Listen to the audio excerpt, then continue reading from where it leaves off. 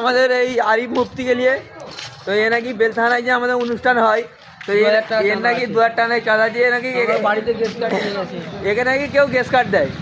তো এখন ও দেখতে হচ্ছে ওদের ওদের ওখানে একটা অনুষ্ঠান হয়, ওদের ওই সাইডে ঘুরির ওইদিকে একটা অনুষ্ঠান হয়।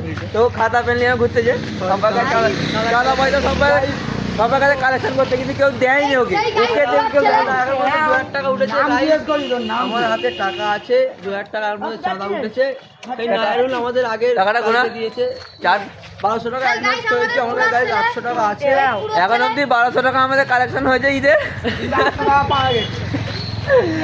40-45 হাজার টাকা খরচা, সেখানে 800 টাকা সামনে উঠেছে চাঁদা পয়সা। এখন কটা রোজা?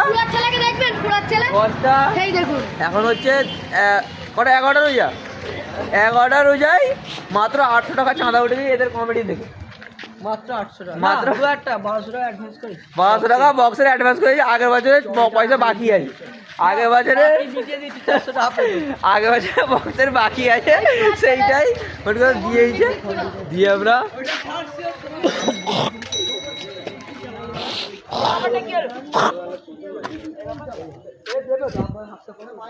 টাকা দিয়েছে।